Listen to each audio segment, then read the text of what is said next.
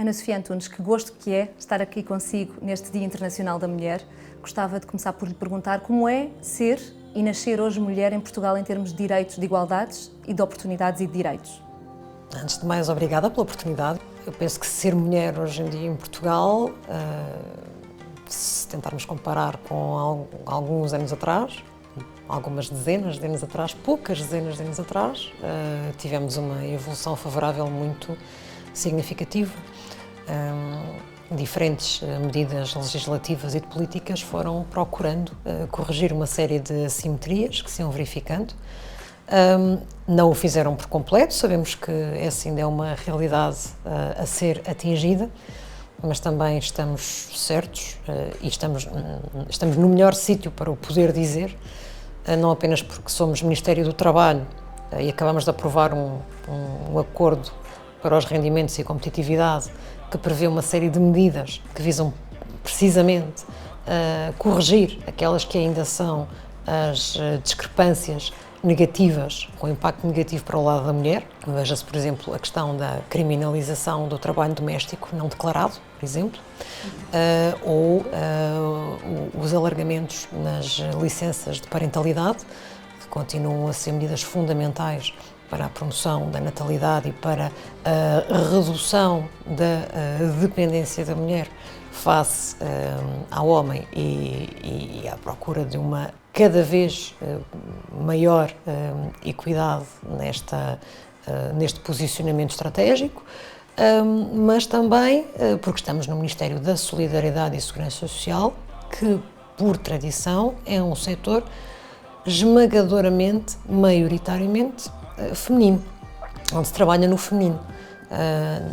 Há uma razão de 85%, portanto, a questão é saber se, e nós trabalhamos diariamente para isso, mas não temos ilusões de que haja sempre e haja ainda muito caminho para andar, que efetivamente este grande número de mulheres que trabalham no setor social, muitas delas nas tarefas mais diretas de cuidado aos cidadãos mais vulneráveis, muitas vezes são ainda pessoas com baixos níveis de escolaridade e com baixos níveis de rendimentos, e é de facto isso que é preciso melhorar. Mas devo depreender das suas palavras então que Portugal está bem melhor hoje em termos de inclusão do que nos anos 80, quando a Ana Sofia Antunes nasceu. Em termos de inclusão, também acredito que sim, que estamos francamente melhor, os indicadores dizem-nos isso. Quando falamos de inclusão, e de inclusão a vários níveis, não apenas a inclusão de género, mas acima de tudo a inclusão em razão de outros fatores identitários e relacionados com deficiências, incapacidades, idade, raça, etnia, seja o que for. Portanto, aí estamos a falar numa realidade muito mais ampla. Eu acho que demos saltos muito positivos, acima de tudo, quando me procuro concentrar naquela que foi a área que mais acompanhei nos últimos, não digo 7 anos, mas 6 anos. Nos primeiros 6 anos que passei neste Ministério, dedicado às políticas da inclusão especificamente destinadas a pessoas com deficiência. Então aí acho que demos saltos gigantescos, não apenas porque conseguimos hoje ter um país onde efetivamente todas as crianças têm a oportunidade de frequentar uma escola regular. Não vou dizer que em termos equitativos em qualquer uma dessas escolas, porque há enquadramentos escolares melhores e piores, mas qualquer criança hoje em dia tem o direito de frequentar a escola regular e a escola pública, qualquer criança com deficiência, não apenas porque melhoramos significativamente a presença das pessoas com deficiência no mercado de trabalho, a diferentes níveis, não apenas nas funções mais básicas e menos bem pagas, mas a todos os níveis, porque também conseguimos ver as pessoas com deficiência cada vez mais a chegar a níveis de ensino superior e de especialização técnica consideráveis. não apenas porque vimos evoluir a nossa legislação a muitos níveis, a nível da promoção e da defesa dos direitos das pessoas com deficiência, da criminalização da discriminação, da promoção das acessibilidades físicas e tecnológicas, diferentes níveis. Hoje está num cargo público, muito dedicado à causa pública, mas hoje esta história também é sobre si, porque a sua história, de certa forma, é também inspiradora. E gostava de lhe perguntar o que recorda da sua infância em Val de Milhaços. Recordo uma infância normal, de uma criança que durante muitos anos não tinha muita noção nem consciência de que tinha uma diferença. Eu acho que muito do sucesso de um processo de reabilitação de uma criança passa por aí. Ela própria não se sentir diferente ou não se sentir encarada de forma diferente, o que indicia que algo corre bem no seu processo de inclusão. E porquê é que eu digo que não me sentia diferente? Porque, para já, fiz um percurso inicial de creche, pré-escolar, já não sei que nomes é que isto na altura tinha, não é? Num estabelecimento regular, depois vou para uma escola primária especializada para crianças cegas e, portanto, simultaneamente isso acaba por ser uma oportunidade por um lado e um desafio por outro. Uma oportunidade porque eu tive a possibilidade de trabalhar competências específicas que ali desenvolvi e que não teria desenvolvido da mesma forma noutra escola, nomeadamente numa escola regular. Pelo menos à data, as escolas regulares não estavam preparadas para o fazer. Um desafio, porque há sempre o reverso da medalha, e o reverso da medalha é estar inserida num universo de crianças que todas elas são cegas. E, portanto, ali não te chega a diversidade. É como estares isolado do mundo, porque ali somos todos iguais. A diferença também não chega ali. E quando sais dali daquela espécie de casulo protetor, é tudo muito mais difícil, é tudo muito mais complexo, muito mais desafiante nos primeiros tempos, porque não estás adaptado, não estás habituado. Quando é que verdadeiramente, se é que se recorda desse momento, tomou consciência da sua cegueira e como é que reagiu? Porque provavelmente terá tido um bom suporte, não é? Já que a história foi tão positiva. Eu não sei quando é que... Certamente que ao longo da vida eu fui tendo momentos de percepção dessa diferença. O facto é que, maioritariamente, no meu dia-a-dia, eu não pensava nisso, nem me preocupava com isso. No fundo, é isso, acima de tudo, que me recordo. Eu não me recordo de andar a pensar diariamente que não via e que isto, e agora isto vai ser um problema.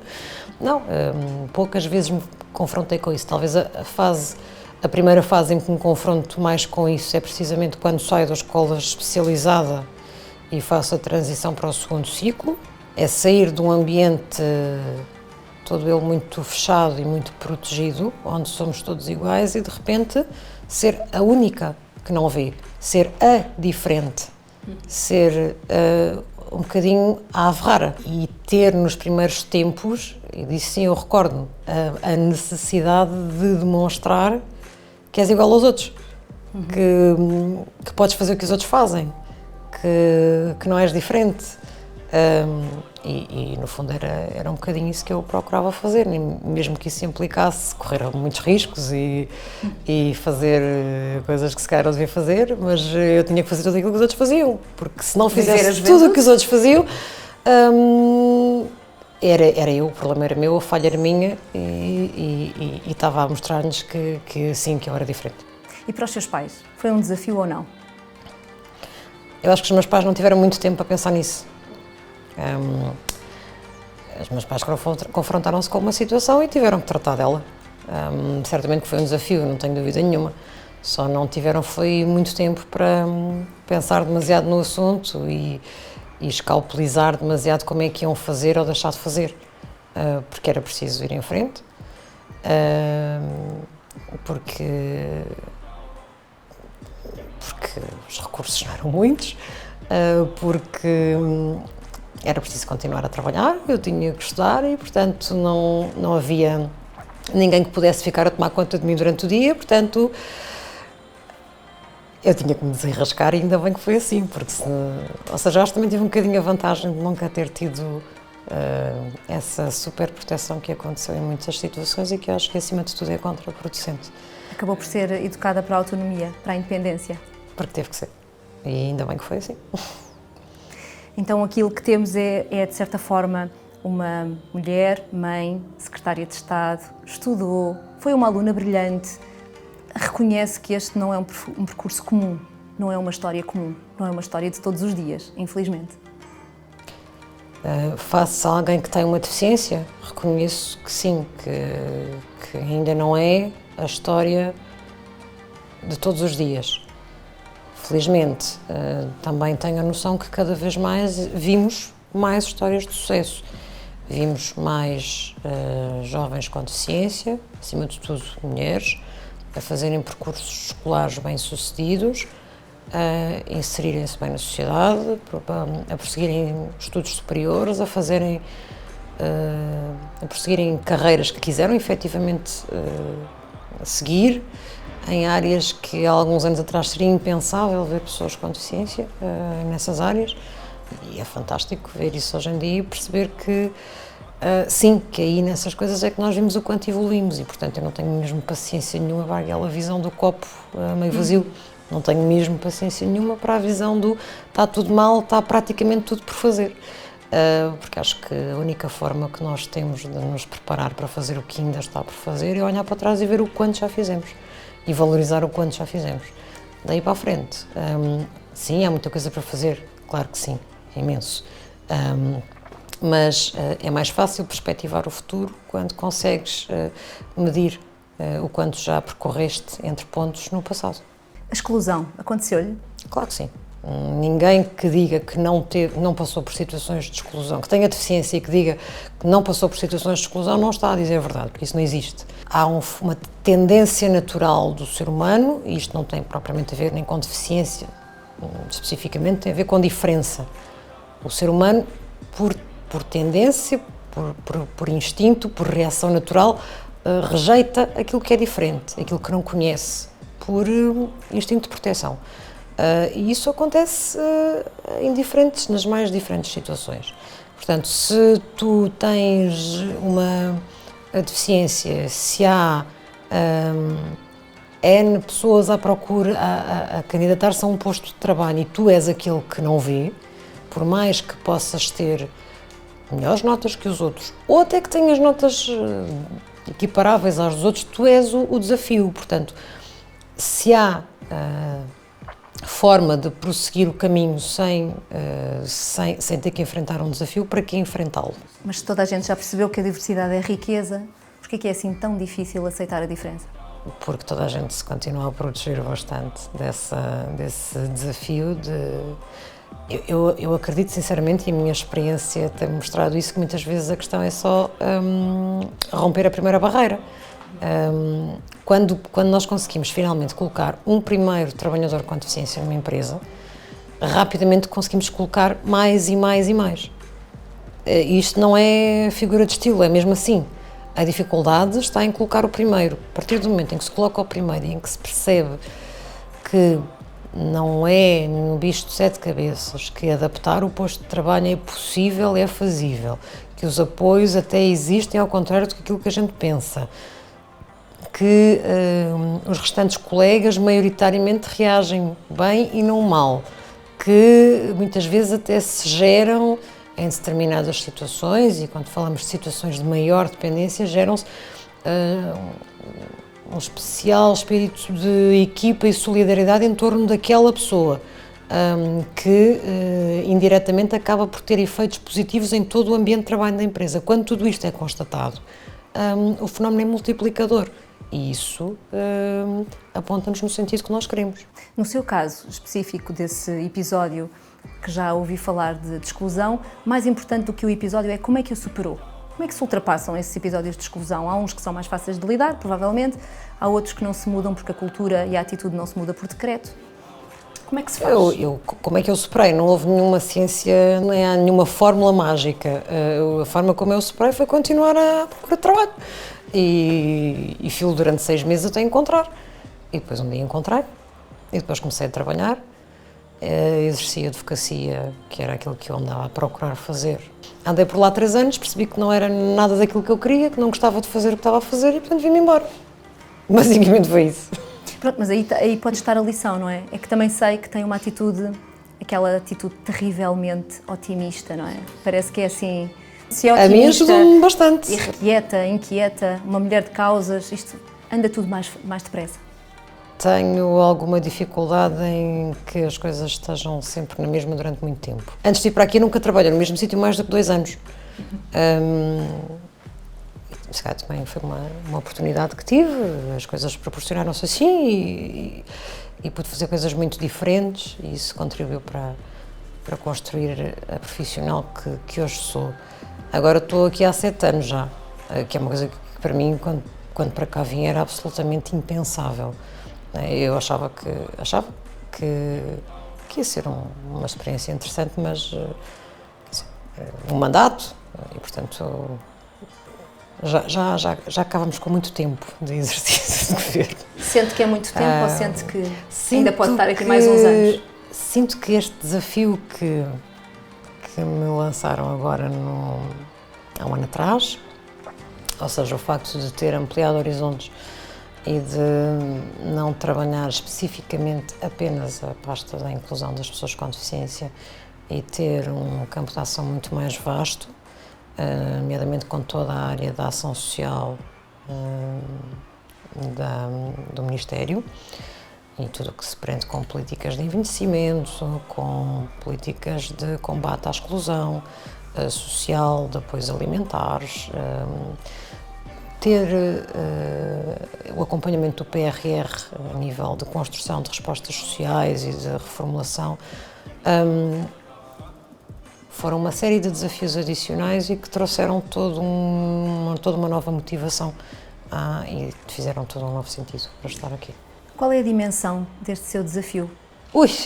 É muito grande. Acho que o grande desafio, penso isto desde o início, mas agora com muito mais propriedade, razão de ser, que é no meio do caos do dia-a-dia, porque é o que é caos, é entrar em uma centena de mails por dia, com o caso específico A, B e C que é preciso ir resolvendo, e as emergências, muito emergentes, que têm que ser respondidas naquela altura. Com isso, ter a capacidade de não perder o rumo, a linha orientadora, e ter sempre a capacidade de manter uma organização mental, um conjunto de metas a atingir com perspectivas temporais, porque é muito fácil uma pessoa perder-se nessa linha, indo atrás do imediato, daquilo que todos os dias vai surgindo e a que é preciso inevitavelmente responder. As pessoas escrevem a expor situações, a pedir ajuda, e a Ana Sofia Antunes responde? A Ana Sofia tem um gabinete de apoio onde trabalham pessoas que respondem a toda a gente que escreve para aqui. Pode não ser no tempo que eu gostaria que fosse, mas a resposta há sempre. E obviamente que há situações que tem que haver aqui eles também já sabem, não é? Em que as respostas não saem sem passar por mim. Bem, sobre inclusão, há muitas definições. Qual é a sua? O que é a inclusão? Há célebres frases, não é? Que há quem diga que a diversidade é convidar para a festa, a inclusão é, de facto, chamar para dançar. Não tenho essas frases. Para mim, acima de tudo, a grande diferença que acho que fizemos ao nível da definição de inclusão foi quando deixámos de haver numa perspectiva estática da perspectiva da pessoa com deficiência que tem efetivamente de desenvolver um conjunto de iniciativas para se colocar na sociedade, para se integrar, para conseguir fazer aquilo que os outros fazem, mas conseguimos olhar para a inclusão como um conceito dinâmico. Incluir significa não apenas o esforço que cada um faz para se manter ativo e para estar presente na sociedade, mas também o esforço que a sociedade faz e cada vez mais tem que fazer para criar as condições para que cada um nela se sinta incluído. Porque por muito esforço que o próprio, que o indivíduo faça para estar lá, para se manter, para existir como cidadão de pleno direito, se a sociedade não fizer a sua parte, não se adaptar, não eliminar barreiras, não criar tecnologia, esse será um esforço grande demais para cada um conseguir vencer sozinho. Mas também, por mais que a sociedade faça, por mais legislação que aprovemos, se a pessoa não tiver a sua própria força de vontade, ninguém vai fazer por ela. A sociedade pode vê-la como um exemplo e em muitos casos vê. Tem noção disso? Não sei, provavelmente vê, não gosto muito de ver as coisas por aí, não acho que seja exemplo de coisa nenhuma, acho que aquilo que tento fazer e que gosto de fazer e de ver acontecer é poder ajudar outros que estão numa situação, numa fase prévia da vida, que se calhar para eles o percurso possa ser mais fácil do que foi para mim. Agora, sempre com esta perspectiva de que acho que em muitas situações há muito esta noção do pessimismo, do botabaixismo, do está tudo por fazer, eu não tenho que me esforçar mais do que os outros só porque tenho deficiência e, portanto, a sociedade tem que me reconhecer isto, aquilo e aquilo outro. Eu acho a visão toda ela muito bonita e muito utópica, mas não existe, não é verdadeira. Se cada um não tratar de agarrar o seu próprio caminho com as duas mãos, não vai acontecer, não acontece com ninguém. E se é difícil, hoje em dia, em muitas áreas, qualquer pessoa fazer-se vingar, encontrar efetivamente aquilo que quer fazer, aquilo que é o seu caminho, o seu rumo, e conseguir vingar nele. Muito mais difícil é quando tens uma diferença, uma diversidade. E, portanto, a primeira coisa que tem mesmo que haver é força de vontade. E tem que haver aquela capacidade de não abdicar e não desistir quando ouves nãos e quando te batem com a porta. Está bem, dizem-te não, tu dizes que sim. Mas é justamente isso. Sabe o que parece ser diferente no seu caso? É que parece que conseguiu fazer da cegueira um detalhe. Apenas um detalhe. Eu costumo contar muitas vezes uma história que eu acho engraçada. Eu estava aqui no início a dizer que às vezes acho que as pessoas devem pensar que isto é um bocado de conversa de circunstância, que estou a falar por falar. Quando eu digo que não, durante muito tempo nem sequer me confrontava com o facto de ter uma deficiência visual. E é verdade, não confrontava. Eu acho que só me apercebi que era perigoso andar de bicicleta quando, pela primeira vez, tive um acidente sério. E por aí além. E acho que muitas das pessoas que estavam à minha volta também muitas vezes não se apercebiam disso. E eu costumo contar esta história muitas vezes como exemplo disso, porque quando o grupo de amigas, de amigas do 12º ano, aquele grupo de amigas que teve um milésimo de chumbar por faltas a latim, porque o latim era de facto muito chato, decidiu que ia toda a gente tirar a carta nesse verão, alguém trouxe um formulário para mim. E portanto eu acho que isto diz ainda bem que eu não fui tirar a carta, acho que foi bom para a sociedade em geral, mas acho que pronto, acho que isto diz tudo sobre a forma como tu te inseres e como, se tu não deres muita importância às coisas, os outros também se esquecem delas. Como é que consegue conciliar a vida profissional com a vida pessoal, a vida familiar? Como é importante gerir uma agenda? Já agora deixa-me contar uma história. Eu acho fantástico, porque quando vocês me mandaram um convite, não sei se foste tu que escreveram lá uma frase maravilhosa sobre a forma irrepreensível como consegue conciliar a vida de profissional, mulher, mãe. E a minha chefe de gabinete mandou aquilo para mim e disse: então, olha, queres fazer? Eu disse: respondi, tudo bem, podemos organizar as coisas. E depois no fim escrevi só assim: se eles soubessem. Pronto, isto foi motivo de piada aqui no gabinete durante algumas horas. Ninguém tem truques mágicos e obviamente eu tenho a noção em muitos momentos que falho. Ninguém consegue não falhar, mas a única... Também devo dizer hoje em dia que a única situação que realmente me custa no meio de tudo isso é quando eventualmente sinto que posso estar a falhar com a Clara. O resto, no resto das coisas eu já percebi que, quer dizer, o tempo ajuda-nos a perceber isso, que não dá para fazer tudo, não é possível chegar a todo lado e que, obviamente, que há métodos de organização que eu fui adquirindo e que me ajudam com muitas coisas, mas não há milagres. E também não vale a pena ficar terrivelmente mal comigo quando não consegui fazer tudo aquilo que planeei para aquele dia, o que acontece muitas vezes, porque também sou um bocadinho ambiciosa. A única situação que realmente é mais delicada de gerir é mesmo quando sinto de alguma forma que posso estar a falhar com a Clara, ou quando ela me diz: mãe, hoje vais trabalhar pouco tempo, então quer dizer que ainda vens com dia, não vens de noite. Ou quando ela diz: mãe, vais trabalhar e vais no avião, quando é que voltas? E, portanto, isto é muito mais delicado de gerir. Ana Sofia Antunes, acredita que um dia vai ser possível haver uma história assim, sem exclusão e sem haver notícia sobre isso? Eu acho que, muitas vezes, para tu conseguires construir uma história de sucesso, em que, no fim, acabas por ter uma situação de potencial inclusão em grande escala, sem utopias, faz parte do percurso tu passares por dificuldades. Porque também, se não aprenderes a superar dificuldades e se tudo for muito fácil, tu não vais valorizar grande coisa. E não sei sequer se vais estar nas melhores condições para, numa fase mais avançada, poderes dizer exatamente o que é o teu processo de inclusão. Como é que tu vais valorizar aquilo que alcançaste se não passaste se não fizeste o caminho? Não é? É preciso pedras no caminho também.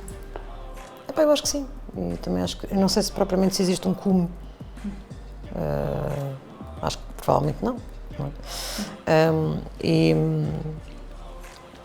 Isto tudo para dizer o quê? Esta ideia que nós temos de que utópica de que um dia não vai haver exclusão em lado nenhum.